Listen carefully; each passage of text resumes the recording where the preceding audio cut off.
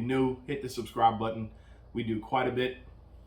Today we're going to talk about kayak straps, strapping your kayak to your vehicle. You can see I'm standing here with a John boat that I'm fixing, but today, kayak strap. So as I was wrapping the kayaks with the straps the other day, I got to thinking about all the different straps I have and thinking maybe there's somebody out there who could use some clarity. You're about to get a boat or what have you. So real short video on just the straps. So in front of me, I have 4 different straps from my strap collection. We're going to start with the strap that I don't want you to use, and we're going to work our way up to a strap which I do actually recommend. Okay. The strap that I don't want you to use. I bought this from Lowe's in a pack. I paid a lot of money for it, right? Figure, okay, let me step it up from Harbor Freight and actually go to Lowe's and get a good strap. I would not trust a Walmart kayak to this strap. For whatever reason, this buckle style, see that? So this is a heavy duty buckle. The bottom here, and then you've got the spring-loaded pressure here.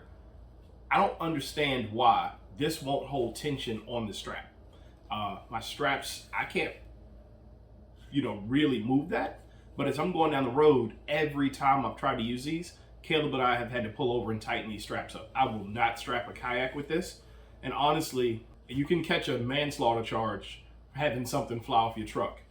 I don't know what it is about the way that the grip is inside of here, but that design of strap, it won't hold tension on the boats. I don't know if it's because they're flexing and bouncing and it allows it to just constantly adjust, but I will not strap a kayak with this.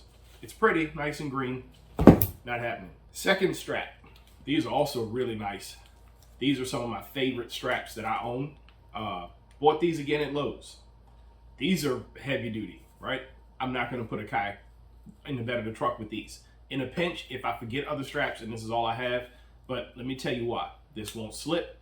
These are absolute monsters. They work. The problem is, even if you get a cheap one from Harbor Freight, which I shoved in a bucket, the straps that have that cam action lever, right? That's a force multiplier. That allows you to pull that strap much tighter than you could if you just wrapped it and pulled it with your hand. This will keep going. You just keep going, right? You can collapse the kayak with one of these if you're not careful with what you're doing. You could damage the actual plastic hull of the boat. So if you were to put this on a kayak, strap it down to the bed of the truck and start cranking, you would see your kayak start to deform. You would start to squish it, flatten it out. For that reason, I was told a long time ago not to use these. And so in very, very sparing situations will I use an actual cam action buckle, like a ratcheting buckle, right? To hold a kayak in the truck. Only because this will damage your boat. You can crack it, you can pull something off of it, but these put a lot of force. And if it's really hot and you compress that boat and it stays that way, the plastic could set. I've seen people set dents in their boats where they strap them down to the roof rack too hard. And so where the bars go and the kayak sat, the kayak essentially did this over the bars. And then they've got to heat it and pull it and try to reform the boat. So next is actually from Harbor Freight, right? And then we're getting up to the one I use the most. And that's these little El Cheapos. I don't even know how much they cost. I've got some, I'll put it still up. But they have this and they have a little orange one. They're super thin. They're rated for like 500 and something pounds or something crazy like that, right? Which is more than you need for the kayak. But the yellow one, I've had it slide a little bit, but the material is very soft. So aside, I did have to burn the end to get it to stop fraying. It just frayed every time I touched it. So the one thing about these, even though they slide just a little bit, when you get the strap through and you've got it cinched, right? The one thing about this, see, I can twist that. It's not super stiff. The one thing about this is I can take and put an overhand knot right in the end of it. Okay. Now, if this was on a boat, I'd be able to do an overhand knot pretty perfectly and cinch it up to the bottom of that buckle, right? So you just basically, with tension, just keep working that and you get a knot there, and that'll prevent, that's like a backup to keep it from slipping, okay? So once I do that, these straps actually work really, really well. My thought behind these, why they didn't make number one, is that kayak costs $1,000. You're gonna hold it to the back of the truck on the top of the car at 70 miles an hour with a $5 strap. Why is that where we skimp? I know so many people who have Harbor Freight straps. Why is it that we're cheap on the strap after buying a boat that costs $800, $1,000, $1,500, $2,000, $3,000? Just thought. But I would use this over a ratcheting strap, and I would definitely use this over that $20 strap I bought from Lowe's. This is sold by my local kayak store. I'll put some links below to this strap, not the other straps. You can get straps like this made by Thule, Yakima, Austin Kayak, like other kayak company stores. They will brand a strap like this.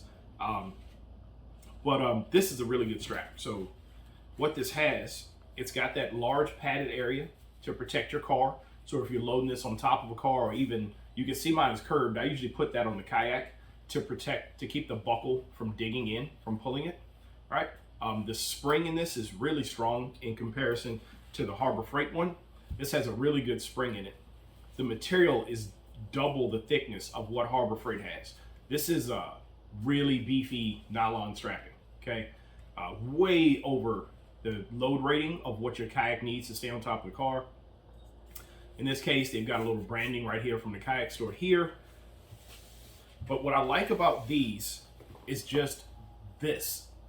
This strap is very, very durable. It's thick. I can still tie an overhand knot in it. The way that strap feeds into the, if I can find it, simple, but they cut that at an angle, the point, makes a huge difference.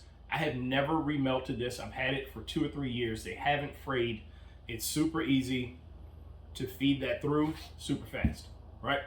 This lever puts a lot of tension on this. I have never had one of these slip or yield, and I can really see, even just pulling it through, it takes a little bit of force. That spring is really good, okay? I've never had one of these slip. I've never had to readjust one of these. I can get these super tight. This area is great protection for my kayak. This is the perfect length. I think this is about 12 foot long, and I have no concerns that I'm gonna lose the kayak with this strap. Never have to readjust this. It's plenty of length to strap the kayak to anything I've ever attempted to strap it to, and it's rigid. Once you pull tension on it, going down a highway, it doesn't flap, right? It doesn't twist, it doesn't flap. There's no play in it. It's like the perfect thickness of material. So ease of use, confidence, material, working with the material, and then its performance over time. I've trailered my boats for hours. I don't know how many of you trailer for, I don't know, a lot of people fish locally.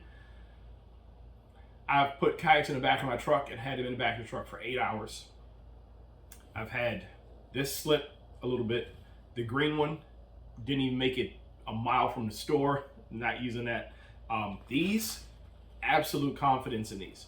There is one other strap that I've considered using. It's a security strap, very similar to this. The material's like a double this. It's got steel cord running through it. And then where the buckle is, you can cover it and actually lock it. I'll link those as well. I would try those, and I would try this. First, absolute top of the line right here. If you want to see a video of how I strap multiple kayaks in the back of a short bed pickup truck, we're talking 2-3 kayaks here, because y'all know I actually do take clients out. If you're interested in that, hit me up. But if I'm taking 2 people, I've got to bring 3 grown kayaks. So I put a Bonafide SS127, a Moken 12.5, a feel-free Moken 12.5, and a feel-free Lure 11.5 in the back of a short bed Tacoma. We're talking a 5-foot bed Tacoma, and I'd travel to wherever. So if you're curious on how I do that, where I position the straps and that sort of thing, let me know, and we can shoot that video. So thanks for watching. I will link these below. Every strap is not the same. Don't trust your boat to just any strap. I highly recommend this. Roof or back of the truck or on the trailer, not the other stuff. So WAE of Fishing, signing off. Thanks for watching my video. Drink my coffee. Actually, it's a work day, so I gotta go